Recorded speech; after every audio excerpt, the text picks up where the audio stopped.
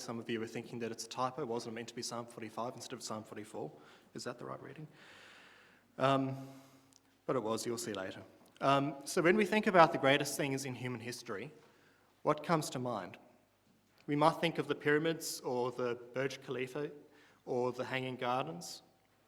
Maybe our mind goes to the technology and progress like the wheel or agriculture or moon landings or germ theory, or maybe more abstract like charity or democracy or rationalism. With all that said though, I think something that is as great, if not greater than these, are stories. Things like technology and construction is great. They've made our lives easier and longer, but stories expressed in all kinds of art like novels or film or music or poetry, even people's lives, can be more impactful. Even though stories can seem like an abstract and esoteric thing to mention, stories have more of an impact on our lives and our identity and our culture, or even just our humanity, than many of the things which I mentioned before. They can be extremely impactful, whether they're real-life stories or fiction, religion, myth, novels, or even our own psychological stories that we frame ourselves in. Take fiction, for example. Neil Gaiman, a storyteller, is well known to argue that even fiction can tell powerful truths. One of his well-known quotes about fiction is that fairy tales are more than true, not because they tell us that dragons exist, but because they tell us that dragons can be beaten. Neil Gaiman wrote a children's book called Coraline, and for those who know the book or the movie, it is creepy and dark, especially for something that is aimed at children, and that drew some criticism. However, he has also gotten many letters from people who had grown up in difficult circumstances, found themselves in dark places. And he said that that fictional story helped him to find strength and courage to keep on going. On the subject of folk tales or historical legend, Gabby lent me a book earlier this year, an autobiography by Malala Yousafzai, the girl who was shot by the Taliban for supporting girls in education. In that book, Malala referred to a folk hero that she was named after, Malala of Maiwand, a girl who gave courage to the Palestinians fighting the British occupants by taking the white veil after the flag bearer died and marched on in front of the troops. Even though she was shot and killed, her bravery inspired all of those fighting on to eventually win. We might see some pretty correspondence between that folk tale and the person who was inspired by it. And likewise, examples of people throughout the world inspire us because of their story, their goals, their motivation, their courage, or their message, even when against terrible opposition. Often it is what these people endure or risk that inspires us to have a similar courage to continue their work. In addition to their message, their story can also drive us. What's also interesting is that stories are a popular concept in psychology, referring to how stories through which we see ourselves and the world can have a really huge impact on how we act, for better or worse. On one hand, those who commit atrocities have developed destructive narratives over the course of their lives. Often they believe the world to be cruel and meaningless and nihilistic, and that the world is against them and they're against the world. And from those dark stories they frame themselves in comes pure hate and a willingness to act on it.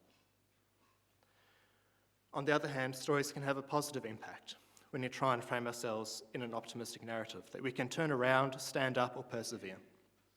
Good therapists will often try and get their patients to write themselves in a redemptive story arc.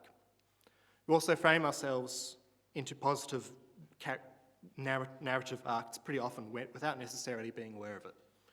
New Year's resolutions are a pretty popular example.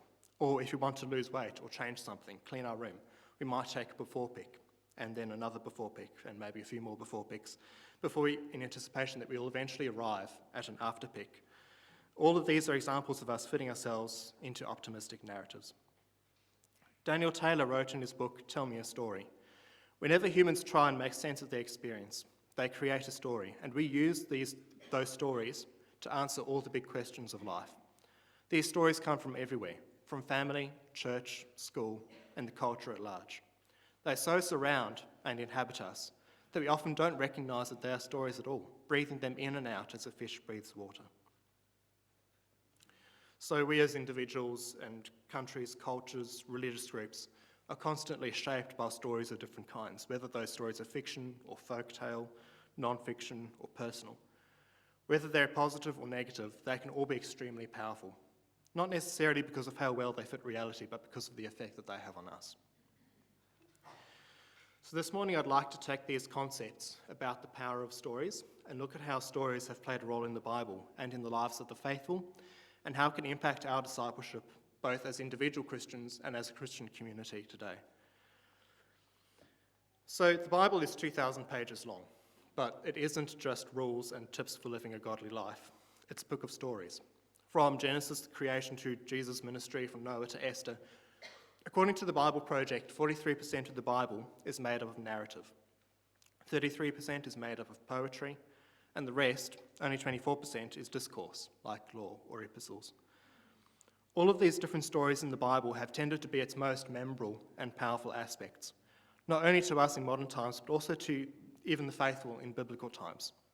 Stories like Joseph or Ruth or Jonah have all been remembered not because of them being pleasant or dramatic stories necessarily, but because they express truths about God and even about the Israelite heritage that was sometimes confronting, sometimes comforting, but it always made a point.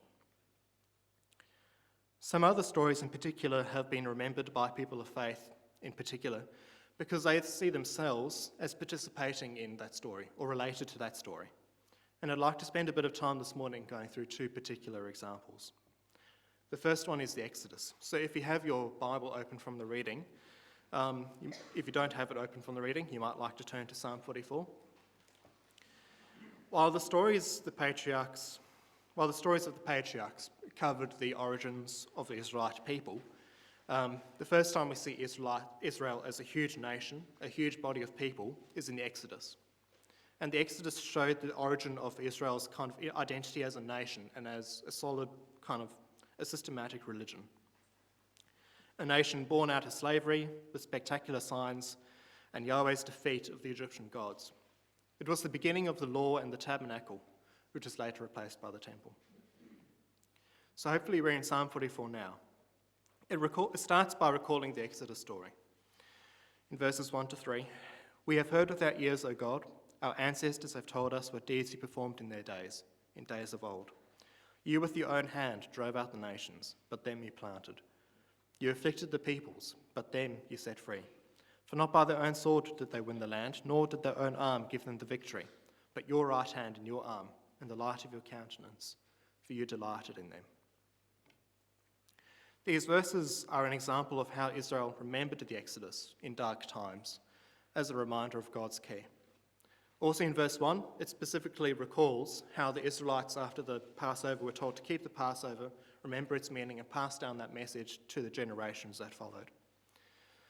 So even though the Exodus itself was full of troubling events, that story, as we can see, was really important to Israel's religious and national identity.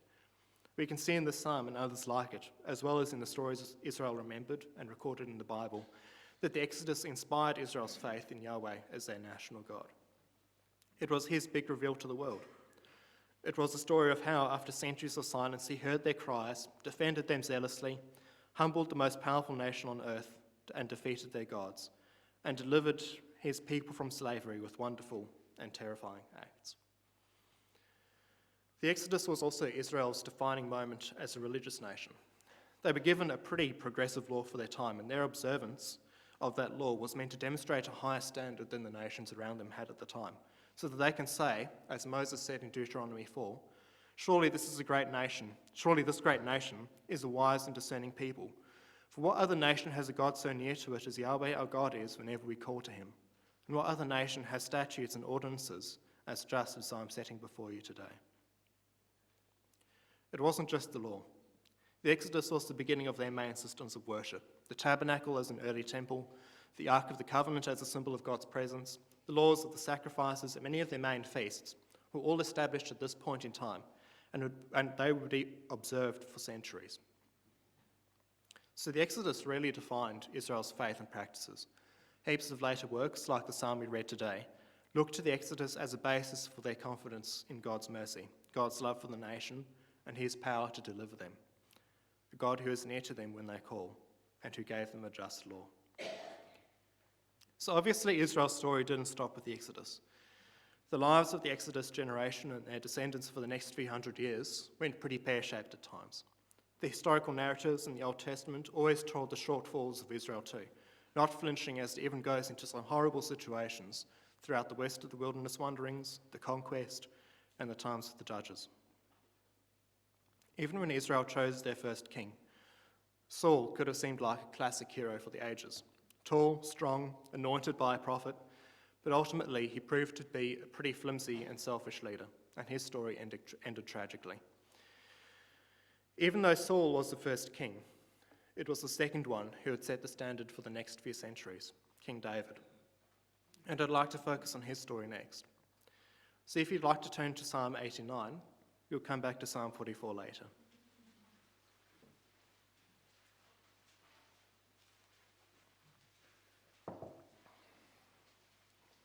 David's story has, just like the Exodus, been inspiring to the world for many reasons. The image of a lowly shepherd boy, the youngest of his brothers, becoming a king, all of his victories, his emotional psalms, his friendship with Jonathan, all that. David's story certainly made an impression on the world, but also made an impression on Israel, especially after God made a really significant promise to David in 2 Samuel 7. A promise that David would have a never-ending lineage of kings. 2 Samuel 7 verse 13 says that he, David's seed, will build a house for my name, and I will make his dynasty permanent. Now again, like the Exodus, and like all of Israel's story, David's story was also filled with horrible downturns.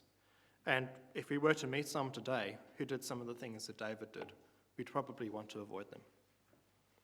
But on a personal level, David's times of remorse and repentance gave Israel a hope of personal redemption, and were remembered in many of the Psalms we have today.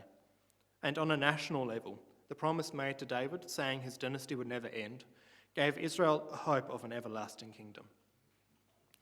So Psalm 89, if you turn there, is one of the many times that the promises to David were remembered as Israel tried to find hope in dark times. Let's read verses 1 to 4 as an example. I will sing continually about the Lord's faithful deeds. To future generations, I will proclaim your faithfulness. For I will say, loyal love is permanently established. In the skies you set up your faithfulness. The Lord said, I have made a covenant with my chosen one. I have made a promise and oath to David, my servant. I will give you an eternal dynasty and establish your throne throughout future generations. We shouldn't underestimate how powerful this promise was to Israel throughout the centuries. Only a few decades ago, Israel was ruled by the judges, caught in cycles of oppression and salvation, and now they were an established kingdom. Centuries would pass, and even though the nation had their ups and downs, Jerusalem, the city of David, survived. The temple, built by Solomon and David, survived. And while the kings of the northern division were in turmoil, David's dynasty survived. So the stories of David and the Exodus gave Israel so much encouragement and comfort. Their stories affirmed their faith that they were God's nation, that they were the nation that walked through divided seas, led by fire and cloud to a good land promised to their ancestors. They had a secure city set on the hills, which even survived the assaults of terrifying superpowers like Assyria. They had a glorious temple, and in its most holy place an ark that symbolised God's presence. And Judah had an unbroken line of kings that all began with a brave shepherd who slew giants one day and wrote Psalms the next. But around 600 BC, the Babylonians invaded, and Israel's national and religious story was shattered. The nation that found its identity as a slave nation, freed by God, who defeated the Egyptian idols, was once again taken into captivity by foreign idol worshippers. The Ark of the Covenant, the symbol of God's presence, has never been seen since and was probably destroyed at that time. The line of kings descending from David, who everyone thought would have a never-ending lineage of kings, never-ending dynasty, that line of kings ended. And their city was destroyed, their faith was shattered, and their hope was severely damaged in what was, to that point in time, probably the lowest point in Israel's history. We've just been reading from Psalm 44 and Psalm 89 this morning. Both of these psalms reflect on how the stories of the Exodus and of David and the kingdom gave Israel hope. But in these psalms, we see also how difficult it was for these psalmists to keep on believing in God, to trust that he cares for them, when that story that they found themselves in started to crumble. Psalm 44 started with a celebration of the things that God had done in the past, delivering Israel from captivity in Egypt, and talks through all the way through verse 8 about how they boasted in God and gave thanks to him. But then in verse 9, the psalm says that God rejected them and abased them, made them like sheep for the slaughter in verse 11. And they say in verse 23, "Rouse yourself. Why do you sleep, O Lord? Awake, do not cast us off forever. Why do you hide your face? Why do you forget our affliction and oppression?" And similarly, in Psalm 89, all the first 37 verses, it writes about God's promises to David and his faithfulness. So look at verses 35 to 37, for example, and note that this is supposed to be God speaking. "Once and for all, I have sworn by my holiness, I will not lie to David. His line shall continue forever, and his throne endure like the sun. It shall be established like the moon, an enduring witness in the skies." But, verse 38, "Now you have spurned and rejected us. You are full of wrath against your anointed. You have denounced the covenant with your servant. You have defiled his crown in the dust. You have broken through all his walls. You have laid his stronghold to ruins." And in verse 46, a familiar comment, "How long, O Lord, will you hide yourself forever?" And in verse 49, "Lord, where is your steadfast love of old, which by your faithfulness you swore to David?" As Israel saw the story that they found themselves in fail, and the walls crumble, the city overcome, the temple destroyed, Israel is left pleading with God and wondering what is happening. Why, after all this time, after all the promises, all the wonderful stories that affirmed their faith and comforted them, why has he abandoned them now? Where is his steadfast love of old, like he showed in Exodus times or to David? When we look at that with the benefit of hindsight, we could probably argue that the story they fit themselves in was flawed. Israel leaned on things like the temple and the ark for encouragement, and so their spirits fell when those things were destroyed. We can probably think of similar things like that in our own faith, practices or symbols or doctrines that we might have lent on in the past or lean on now that probably shouldn't be lent on. But Israel changed over the following centuries after they returned from exile. While they never became an independent nation again for thousands of years, they rebuilt the temple, they stood for their faith, and they never struggled with idolatry again. The Israelites seemed to adjust their story, their understanding of the promises that God made to David, and the expectations of God changed. The story that they framed themselves in became even more nuanced, you might like to say. Their faith continued to evolve and grow, and one of the key teachings that emerged over this time between the Testaments was the notion of the Christ, the Messiah, a son of David who will free Israel and establish David's kingdom again. And we all know what happened after that. When Matthew, one of the gospel writers, recounted the birth of Christ, he wove together all sorts of these different prophecies and genealogies as a deliberate attempt to identify Christ with Israel and its history. He cited prophecies that identified Jesus as the son of David, wrote parallels to the Exodus through his birth records, and all of this was trying to push home his key message, that Jesus was their future. And he continues Israel's story in a greater way than they anticipated. And Luke tried to paint a similar story in his records of Jesus' birth, especially in the stories of Zechariah or Simeon and Anna when they received Jesus. We see references to how Jesus fulfills the hopes of Israel, even references to many of their most treasured stories. Like how Zechariah said in Luke 1 verse 69, he said, "He has raised up a horn of salvation for us in the house of his servant David." Matthew, Luke as well, tried to emphasize Christ as the continuation of Israel's story. Like Zechariah again said later in that song, "Because of our God's tender mercy, the dawn will break upon us from on high, to give light to those who sit in darkness and in the shadow of death, to guide our feet in the way of peace." So you may wonder why I spend so long talking about the story of Israel. Firstly, because it's also our story. Jesus didn't spend his ministry teaching a brand new religion to a nation of atheists. His own faith and his teachings were Jewish, and the majority of the people that he ministered to were Israelites. It's also important to remember that we remember Israel's story because we see the humanity of a nation of people like us, trying to make sense of things when their story falls apart, and trying to get that story straight. A second reason is that the way Israel changed after the Exodus brings up an interesting challenge for us with our stories. There is a Tanzanian proverb which puts it well: "The wind does not break a tree that bends." Our minds need to be open to the flaws in our stories. Even stories that can encourage a nation for centuries can turn rotten depending on what reality throws up. Ecclesiastes says that we're subject to time and chance, and while stories can be wonderful in giving meaning to our messy lives, they are still just stories, interpretations of reality. Stories can give us hope and fulfillment and agency, but when they turn rotten, they can also be devastating. And so it seems reasonable to say that if we're mindful that personal and communal or spiritual stories are just stories, just our understanding and interpretation of reality, we might have an easier time correcting them when the truth corrects us. And finally, Christianity is now, as we near the end of 2019, even older than the New Testament was, than the Old Testament was when Christ was born. Christianity has now had 2,000 years of ups and downs as a community of believers, and just like the history of Israel in the Old Testament, we've had some extremely dark periods.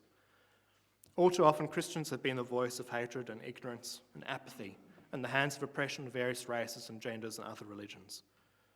All of this can be dispiriting and depressing, and I'm sure many of us have even questioned whether it's worth calling ourselves Christians, when that identification has such baggage that often doesn't even include Christ himself. But I'd suggest to those of you, and also to myself, that rather than scrapping our stories as Christians and giving up, we should take our story, turn back the pages, and probably start editing. And maybe, like the children of Israel, we can rethink what our defining stories really are. And this morning is an opportunity to do just that. Like how the children of Israel remembered the Exodus by instituting a Passover feast, we remember Christ by the bread and wine that we've come to take this morning. A time to remember his life and his sacrifice, his teachings, and the story that he told and the story he lived. And while a lot of Christianity's behaviour in the past and the present, the near and the far, can bring us shame, we can also remember with pride the person who our religion was literally named after. That person who taught a new law of grace and love, who kicked off a movement that gave hope to all of the world of a kingdom ruled in justice, a person who in his own ministry showed compassion to those who were ignored or sidelined, despised, oppressed, all while standing strongly against hypocrisy and injustice. There are even many non-believers who find Jesus' story extremely powerful. I've mentioned this in a previous exhortation, but I'll say it again. There's an agnostic Bible scholar named Bart Ehrman who said in a debate, "Let me just say in the outset that I consider the Gospels of the New Testament to be four of the most beautiful, powerful, moving, and inspiring books ever written. The stories of Jesus' words and deeds have always been and always will be near and dear to me. I've always strived to make the values they promote and the ethics they teach the centre of my moral life, and I encourage others to do likewise. For me, they are the most important books in our civilization." All that coming from a person who was just about to argue against the resurrection. So regardless of how well we're travelling, the questions we may be wrestling with, or whether we're even confident that Jesus actually rose from the dead, that our hope is even real, Jesus is someone who we can get behind. Any future kingdom that he had established depends on his character and the principles that he exemplified. He changed history, and that story is part of what we remember when we take the emblems, and a story that we can play a part in right now. Not of hate and darkness, but light bearers, giving the world, including ourselves, a taste of what a love-driven kingdom would look like.